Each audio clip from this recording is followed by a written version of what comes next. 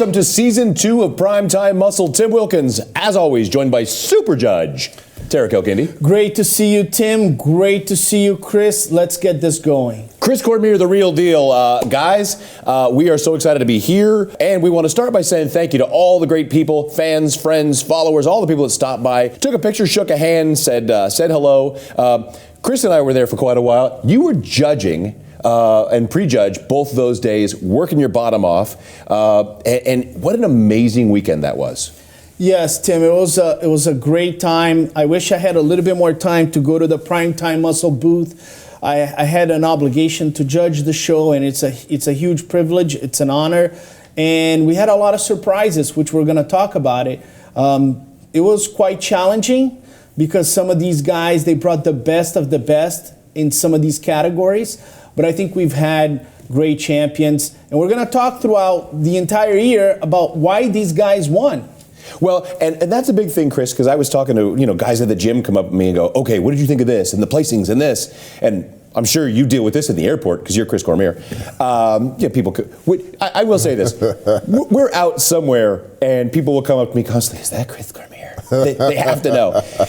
But let's talk about the Open and let's talk about the surprises, because that was one of those things across the categories.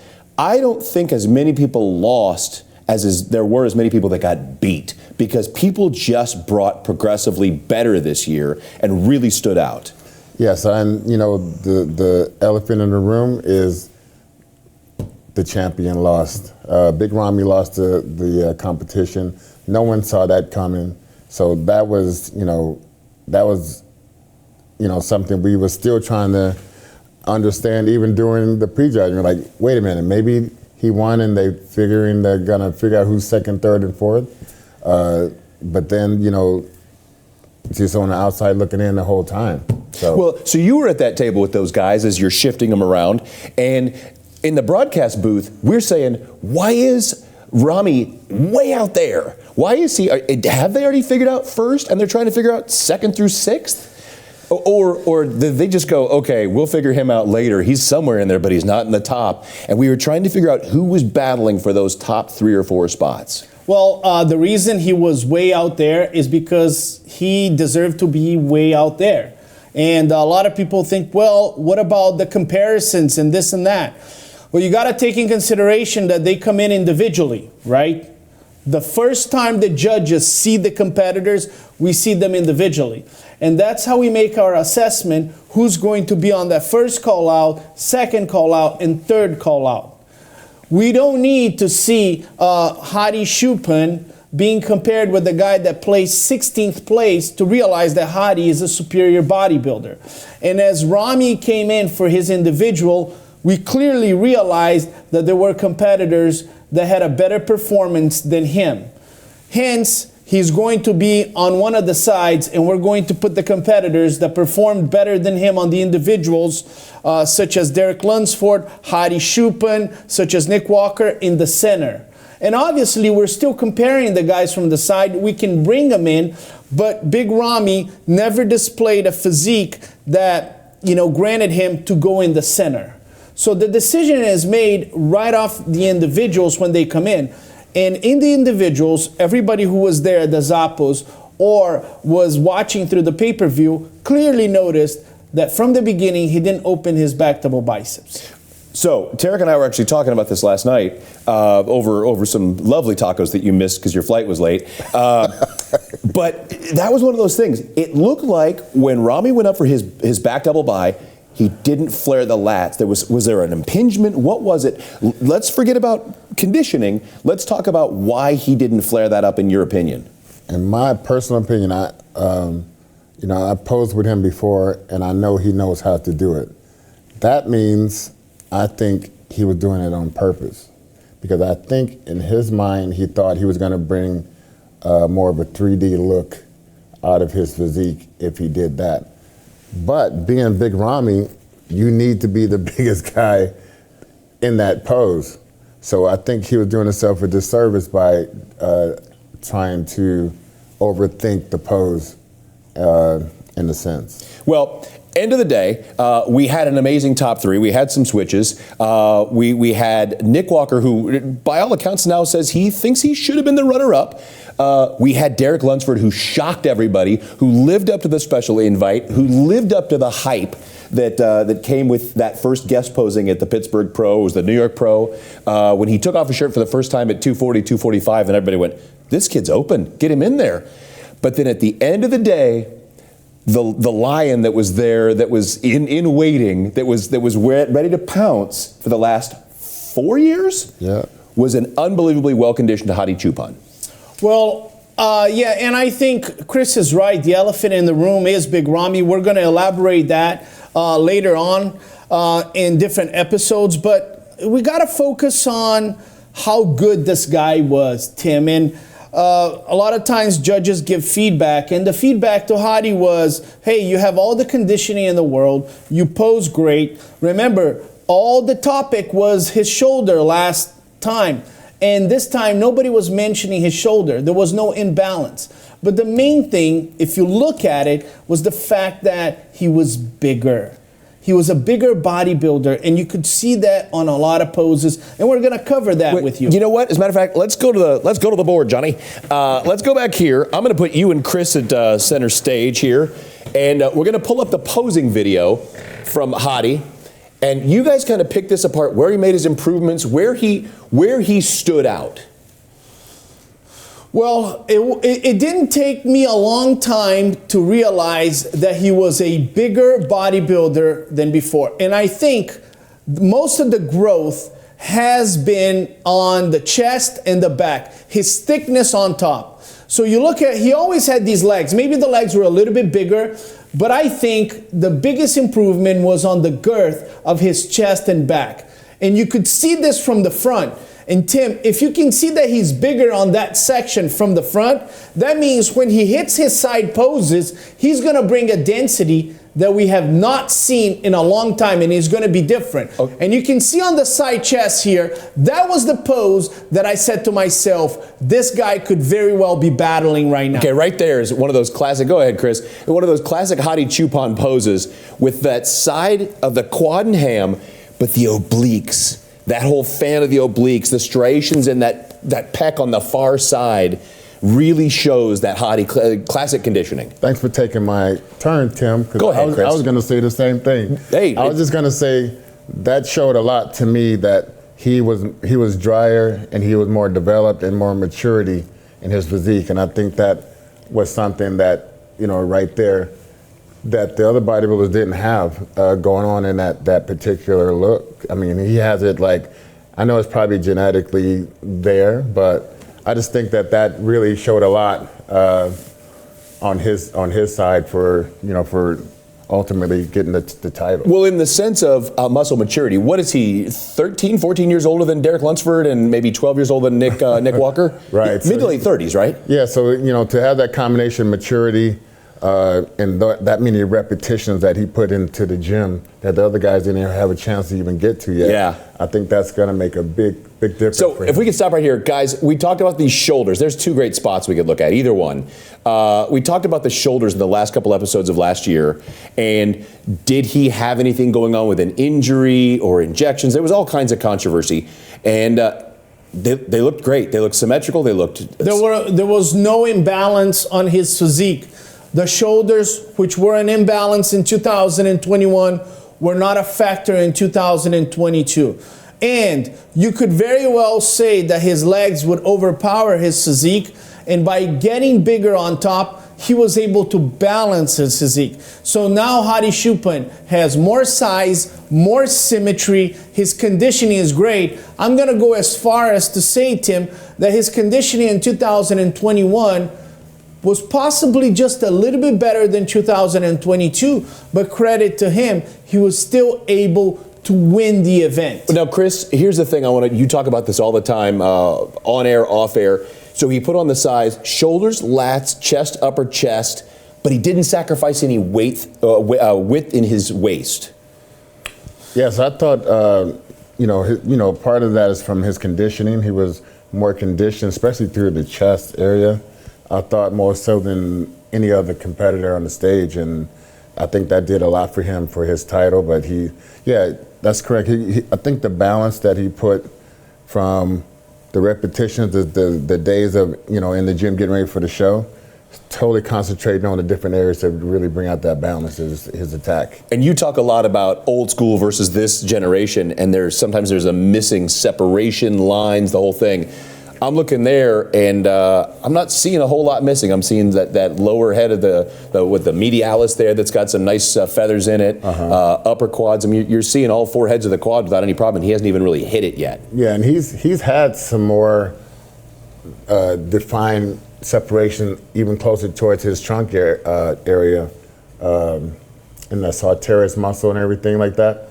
But on this day, he had, the best of the best. So now, Terrick, individuals, you guys are making your feverish little marks next to people's names. Was it kind of a unanimous thing, or at least in your head, did you go, that's the guy? Let's start with him as our first call out. I voted for him as the champion on Friday. I voted for him as the champion on Saturday. I judged all the poses. And the only pose that he clearly lost was the back double biceps to Derek Lunsford. Even on the back lat spread, which was the closest one between them, Derek has a small waist, but it looked like Hadi has a little bit more thickness on that back. I want to mention just one topic. A lot of times people talk about muscle maturity, and Chris is right. He's been working out for years. There's that separation. But one of the things that you gain with muscle maturity is the fact that you're competing a lot. You're not competing once every 10 years. Hadi was a guy that was competing constantly. Remember, he was doing 212 shows in Portugal. Then he was flying to Vancouver to do shows. And in his past, even as an amateur, he was a guy that was constantly competing. That improves your muscle maturity because right now you're practicing your posing for every single show. Well, and it's bringing out those fine lines that only posing can really do. If we can roll this ahead, Chris, I want to ask you a quick thing, and Terrick as well. When we roll ahead to the back pose, we hit that back double bive, and that's a beautiful. But Derek Lunsford's lats were just 3D, those old barn door lats we used to talk about, just sitting on his torso. And that was one of the only places he beat him. I'm wondering what kind of anything Hadi can do to just manage this title to retain, because you have to beat the champion. When it comes down to it, he'll hit it and just look at that, the striations and that far away pec there. Oh, here we go. Now, what's missing or what can be done to make sure that this title stays in Iran? And Chris, you would agree with me. Hadi was a little bit more conditioned in 2021. Oh, yeah, definitely. Okay, he was a little bit more conditioned, but he was still able to win this event because his conditioning combined with his muscle maturity was able to bring him the separation that Derek didn't have. One of the reasons that Derek beat Hadi Choopan on the back double biceps was he's genetically more gifted, his clavicle bones are larger, his waist is small, and Derek's conditioning was really good. So you saw that bubbly, that busy, as Chris likes to say, it was busy on his back. Hadi Choopan needs to come back with his 2021 conditioning, and then his back is going to be just as busy as Derek. And even if he loses because he's not as genetically gifted, at least he closes the gap. It's not that big difference. Well, it'll be easier, though, to bring back that new size with that new, to bring the old conditioning back to the new size. Yes, and like Terrick said, if he can improve, I mean, even if he went back to how he was, it's gonna be a big difference, because the back door bicep I thought was Derek's, and I thought the front belonged to Hadi. But the back, a lot of back shots belong to Derek. But in the lat spread, you could still see the maturity level for Hadi as opposed to Derek, and that's just time. Well, we're going to be breaking down, as we always do, all the categories and much more on our Olympia recap when we come back after this word. People always ask how I got here. I was willing to work just a little harder than everyone else, every damn day. If I can have hundreds of hours back, I'm gonna grab them. Spending hours prepping chicken, rice, and vegetables, F that. I rely on perfect nutrition. I rely on trifecta. All right, we're still breaking down the Olympia, and we're still thinking about where everybody placed and why. Guys, the biggest surprise, we had a couple surprises, who fell, who climbed.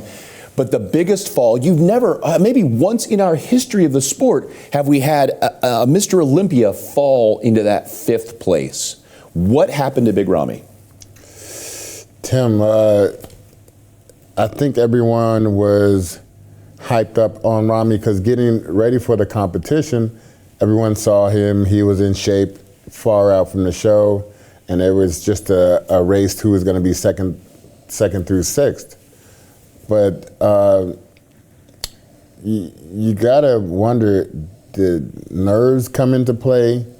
Did something happen to where he wasn't as hard as people thought he might have showed up as? And I feel like it was a disappointment. It had been a disappointment for us to be thinking one way. It's almost like, an undefeated team, a football team, going for the Super Bowl and then don't win the Super Bowl. It's the same dynamic. So, we always joke about locker room lighting. So you get there and, everybody shows their pre-show pictures. He was 6-8 weeks out at 325, shredded. And we're thinking, this guy can't be touched. So at what point as a judge, you're sitting there with was it 9 judges? I mean, it's practically a full-blown Supreme Court you have up there. Did you guys just gasp when he walked out and say, what in the heck happened? We, a lot of us judges, we kind of ignore all the noise on Instagram when, we see a lot of the pictures, and we've been there so many times where people look incredibly good on pictures, and then you go on stage, is in a different ball game. When Big Ramy walked on stage, I thought he looked really good. Especially as he was walking, I started looking at the separation on his legs, and I said, he looks good. And then as he started to pose, I sensed the midsection was a little watery. The big surprise for me was the back double biceps. You could tell the lats were way up, right? It was just missing muscle on the lower half of his lats. And then the back double biceps was just pinching. And that was completely abnormal to me. I have never seen on the Mr. Olympia stage any bodybuilder, for that matter, or the Mr. Olympia himself hit a back double biceps that's pinching. There's a lot of speculation. Oh, he's injured. Oh, he did it on purpose. I don't know, and I don't care. But you're not going to win an Olympia or even win any pose if you can't execute the pose properly. And in my personal opinion, and that's my personal opinion, we've seen Big Ramy since 2013 when he won the New York Pro. He knows full well how to open a back double biceps. He knows how to pose. He's a professional. He's 2-time Mr. Olympia. And when I saw that, I said to myself, it's gotta be an injury. You can't tell me that Big Ramy came in with an agenda that he was going to pinch the back in front of millions of people. It has to be some type of injury that prevents him from opening that back double biceps. And like Chris said, it's shocking because you don't see Mr. Olympias just move out of the top 4 like this. But when have we seen this kind of stuff happen? And it has happened because of injuries. Chris knows this full well, okay? Ronnie Coleman couldn't open that back lat spread. Jay Cutler had the biceps. Dorian Yates had the biceps. Phil Heath had the hernia. Once a Mr. Olympia gets injured, and it happens to the best of them, they don't get better. They get older, okay? They get older. So I would love to see Big Ramy come back. But the future is going to be difficult knowing the history of bodybuilding because a lot of these guys, Ronnie Coleman, Dorian Yates, Phil Heath, Jay Cutler, once they have these injuries, we have not seen them coming back. Well, there's only one great way to do all this. We got our beautiful video wall back here, and we'll break this down. We'll look at Big Ramy. There was another big issue, and the water this year was not as big an issue to me from our vantage point as the previous year. There was a film last year that everybody sweat out on Prejudge Friday night. Chris, I'm not seeing anything wrong yet. I mean, this is Big Ramy. Well, yeah, I mean, there's a tad bit of the film there that he possibly, that he had. But, I just feel like you got to wonder, he has, top-notch people in his corner, Chad Nichols, Dennis, James. So it's not like the knowledge not there. You got to wonder, does it come down to the training leading into the show or something like that? Or is it like, because right there you could see. Let's stop right there. Let's look at the separation. Okay. See right here, you should have a lot more going on in this area than what he's showing. Some of it, I think, in his mind, he's probably have seen better days when you look into the mirror when he's backstage. Yeah. And that plays a part in your confidence when you go out there on a stage. So I would think, he's hoping that the fans and the judges are going to see something that's going to make him, going to bring him to the top of the heap at the end of the day. But I mean, some has got to be some of the training. Was it training very intense? I don't know, because let's talk about conditioning real quick, because this is a big thing. And guys at home, if you're a competitor, a lot of guys have this mindset. They go, well, you know what? I'm going to just start cutting my water and I'll take a diuretic. When you pull the water off and you've still got a layer of fat, all you've done is expose the fat. And is that an issue in those obliques and that serratus right there that's missing? And the reason we're not seeing big striations in the lower half? Well, also muscle is, Tim, is 75% water itself. So when you start playing with water at the end, sometimes it's not going to just stay within the muscle. It's not all fibers, but it's 75% water. The more fat you have, the more water you're going to hold. The more fat you have, the more water you're going to hold. The less fat you have, the less water you hold, the more you can manipulate. This is not top conditioning. I heard all kinds of stuff. Flat, all this stuff. I'm not seeing separation here. I'm not seeing the obliques. I'm not seeing the abs. And I've seen Big Ramy, who has tremendous separation on his leg. And here still he has good separation, but I've seen the separation on his leg a lot deeper in 2020, in 2013. So I'm not seeing enough separation. I believe it's a film of water, and that comes from lack of conditioning because you still have a little bit of fat. Now, Chris, you talk about a lot when someone really, they lock in that outside leg and sit on it and get that good ham drop and that good separation. Right. I don't see him sitting on that ham. Like I said, I don't know if the confidence was fully there. It causes you to pose awkwardly sometimes when your confidence is not there. I believe that he probably wasn't as confident as he would like. I think for the most part, I don't know. I just think that something didn't happen the way it should, and then when you go out there on stage, it's going to pour out from your face and onto your body. In that last couple of days, there might have been something that, well, all right, guys, we've talked about this till the Ramy comes home. Let's roll forward to the back, to a lat spread or a double back, and let's see what everyone's talking about. Well, of course, we got to see those striated glutes. That's a necessity. Got to see the Big Ramy booty. So, all right. Right here, where development should be coming all the way down. Let's stop that for just a second. And everyone does this, really crunching it down like this. Everyone does that. You don't really have to, but a lot of people do it. But him, in his particular case, I think it did him a disservice to really show that, because if you don't have a lot happening after this point, then it's not going to weigh very good in the judge's eyes.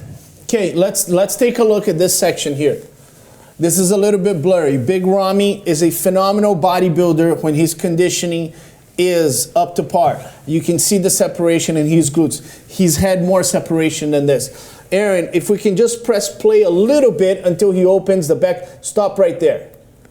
This back double biceps needs to open all the way here. For some reason, there's pinching of the trapezius here. You can He's see trying to, though. The trapezius is being overemphasized. We have this, like you said, Chris, this gap here, okay, which you see a lot of bodybuilders, they have, the back brings it all the way down here to the Christmas tree. We're not seeing any of this. There's a huge space here, and the back double biceps is not opening. It's pinching the trapezius. In his defense, they don't have Christmas in Egypt. There's no Egyptian Christmas. I mean, that's a good point.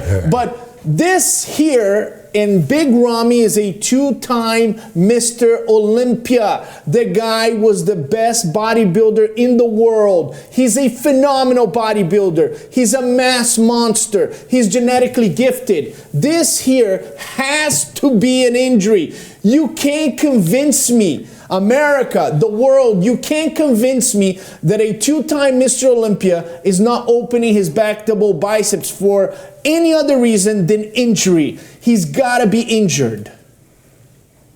Well, Terrick, I think the muscle is no longer there. I don't think it's going to be coming back because you need the lat insertions to be prominent in this area, and it's just not there. And I don't know, Chris. I don't know, Tim, what happens. You know, people talk about, well, the nerves are not there.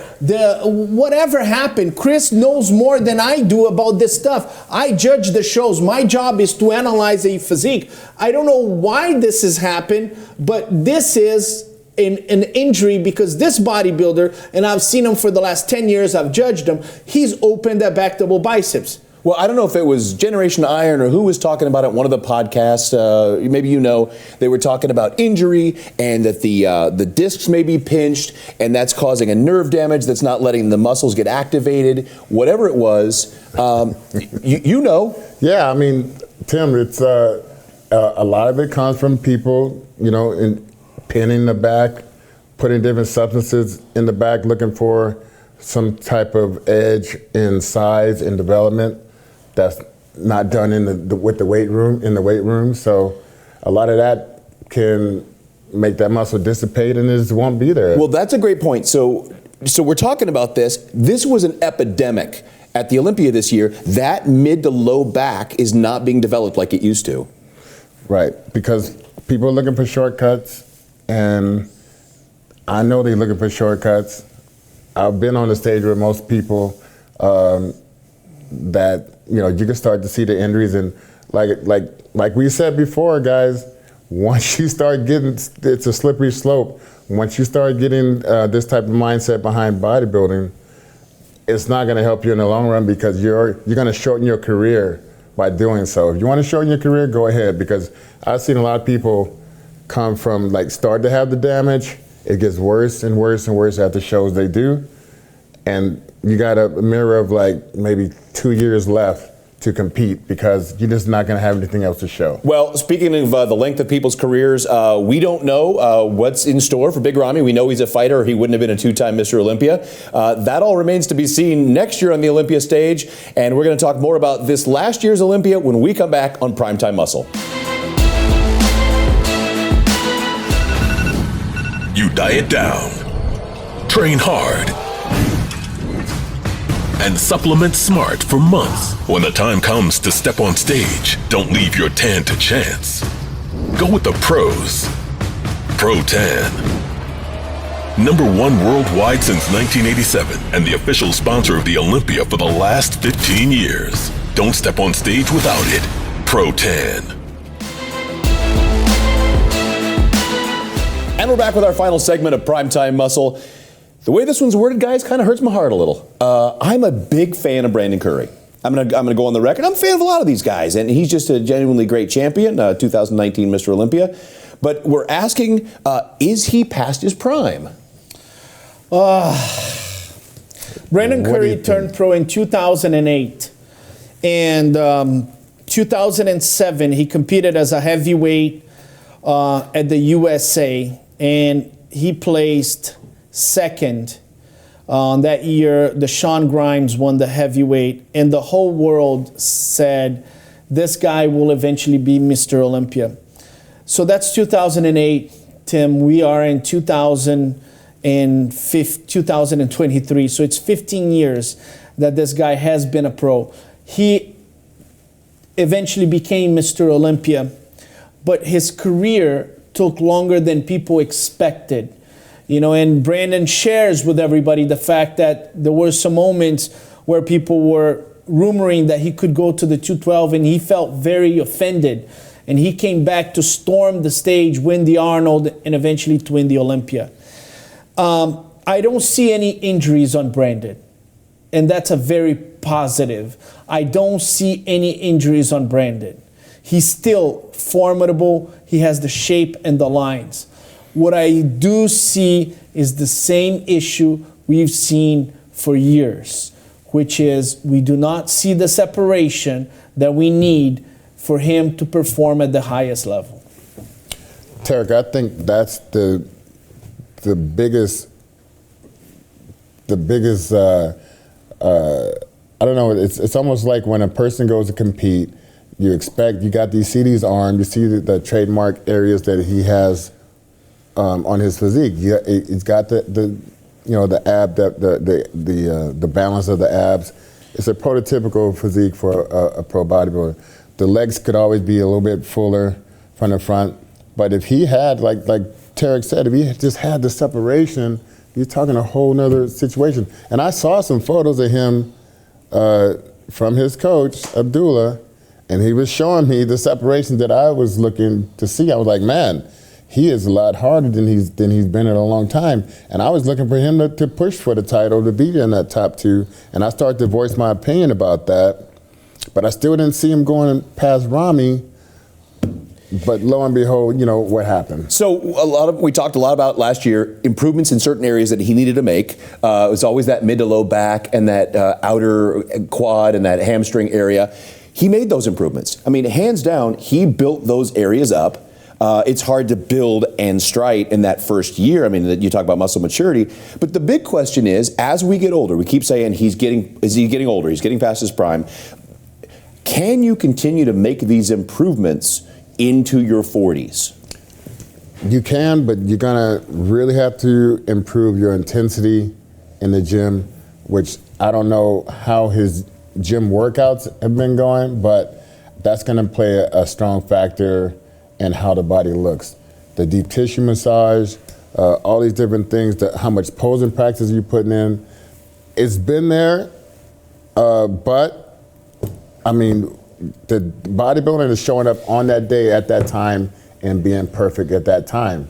And then that's where, we was, looking for a little bit more out of him. There's only so many Dexters in the world that can go on forever. Yes. Let's look at the big board here and let's kind of look at his posing. And let's maybe as we come out, and I always loved this from 2019 and 20 when he walked through those doors. The shape, man. It's waist, beautiful. The waist, the lat width. Even here, like if you just had the separation, a little bit bigger thighs would always help. That's always been his the downfall when it came to him, as far as like putting him above certain people. Terrick, as the judge of this one, he comes out for the individuals. What are you thinking? Well, Brandon Curry all day long. He has the best lines. I know everybody is looking at Derek Lunsford, but actually Brandon Curry has better lines than Derek Lunsford. Brandon Curry is genetically gifted. He's round. Look at those arms. Everything looks great. Shoulders, the cannonballs on those. And I think he was bigger than last year. Everything is there. This is one of the Mr. Olympias that we could have been saying, Brandon, again, all we need is a little bit more separation, a little bit deeper separation. I don't know if Brandon has ever had the deeper separation that Dexter had, but if he has, we're talking about a guy that would win this Mr. Olympia. Let's freeze this, Aaron, if we could. Anywhere. Perfect. Thank you so much. Go ahead, Chris. I was gonna say, look, judging from my eye, some of these poses could have been hit better to show his body in a more flattering position. Some of the stuff is just a little bit off. Now then I'm looking at this right here. So, I mean, with that, just a little bit better posing, he got the muscle size. If we had the separation, we'd be talking about, you know, a different story at the top heat. Well, guys, you know, every competitor at every level at one point says they start looking at their weight on the scale, they look at their size, and they say, am I going to sacrifice size for conditioning? Am I going to look smaller, or are you going to look bigger conditioned? Yes, because Tim, I saw him, you know, just before the show, and I thought, oh man, he's got, look like he's wearing some shoulder pads underneath his outfit. And, you know, he chuckled about it, and, you know, we was talking about, you know, he's coming a lot bigger. You know, it's just when it comes down to that, waking up that morning, having enough water out of between the skin and the muscle, and being able to project that onto the stage, and with some great posing, because like I said, I feel like he could have did some of his poses a lot better than what he showed. So, Terrick, you're looking, do you think, again, like 2021, we're looking at a thin layer of subcutaneous water just under the skin, or are we looking at another % of leanness we could have gone down that could have dialed in those fine lines? So let's go back to what holds water is a little bit of fat. You know, that's what holds water. Let's go back to the facts. The leaner you are, the bigger you look. That's why when you go to the gym and you see that guy that's, you know, shredded, he looks like he weighs 100 pounds. No, he's 80 pounds. You just can see all the muscles on him. You know, Dexter Jackson was not a big bodybuilder, but he beat everybody because the leaner he was, the bigger he looked, and he closed the gap. If Brandon Curry comes in with Dexter Jackson conditioning, we're not even talking about who's winning the show. Lights out. Okay, we're sending him backstage, you know, because he is a bigger Dexter Jackson with the genetic of a Dexter Jackson. All he needs is the separation. Let's roll this forward. Once this guy has the separation, is game over. When we hit this side, his side chest has always been really good. This has always been a great pose. No? Yes. Yeah. Yeah. He knows he has the best lines on the lineup. He knows he's genetically gifted. Look at the roundness of his shoulders. Look at that front double biceps. This guy is pure beauty. We just need to see a bit more separation. He's not injured, so he can continue to go on and try to win the Mr. Olympia. Chris, a couple of those, okay, the missing cuts in the quads and the medialis on that lower head. Oh, that's a beautiful pose, though. What are we not seeing? Where can he improve other than conditioning, or what body parts still need to come up? You got to still go with the quads. You know, the quads got to be. Let's bigger. freeze this if we could, real quick, while Chris talks. If you're going to improve, if you're going to improve the upper body, you definitely, like you can see in this shot, you can still see you still need a little bit more thickness here to go with, you know, that upper body, those big shoulders, those big arms. No, my thing is, if he's leaner, his quads will look bigger. The leaner you are, the bigger you look. So if there's separation here, then you start looking at this, it becomes more muscular, it becomes bigger. If there's separation here, then it becomes bigger.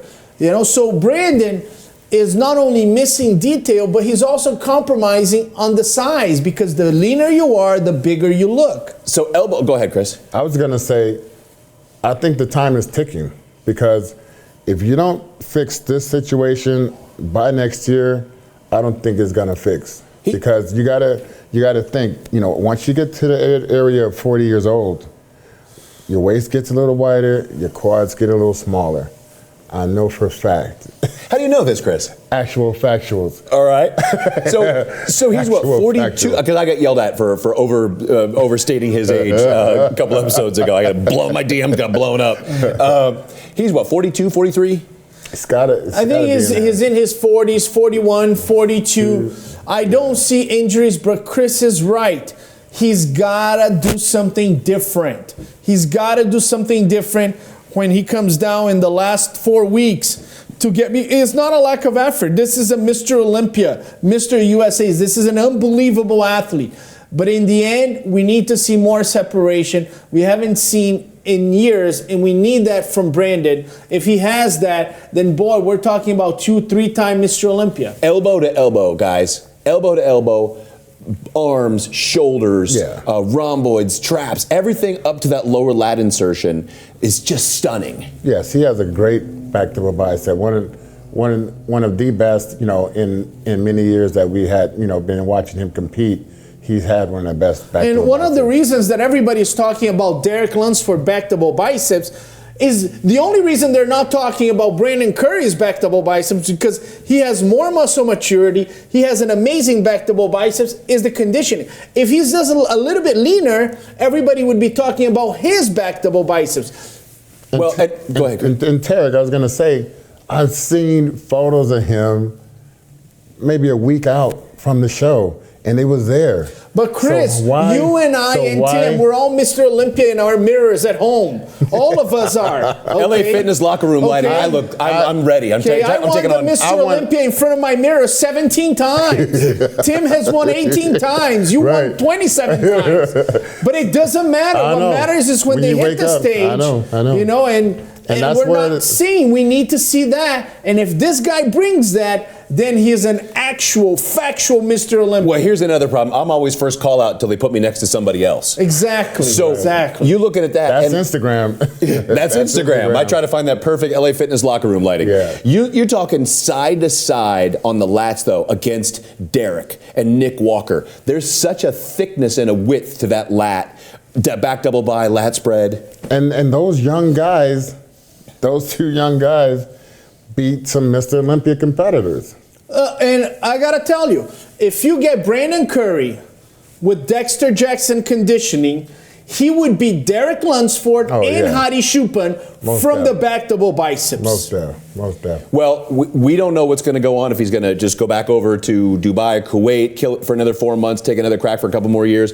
And then, of course, the applications for the Masters Olympia, you can now apply to that. They're bringing that back for 2023 for all categories. Some categories are over 40, some are over 45, and it's going to be the show. He could come back and have one of those Vince Taylor runs where he goes for 5-6 years and takes that Masters Olympia title. If the family let him out of the house that much longer out of their personal lives, but I mean, definitely could be one of those guys. Well, I wouldn't want to miss that much Pee Wee football, and his boys are a blast to watch. Guys, as always, Terrick Guindy, Super Judge, real deal Chris Cormier. The realist. The very realist. Tim Wilkins for Primetime Muscle. We thank you as always for joining us. We look forward to seeing you on the next episode.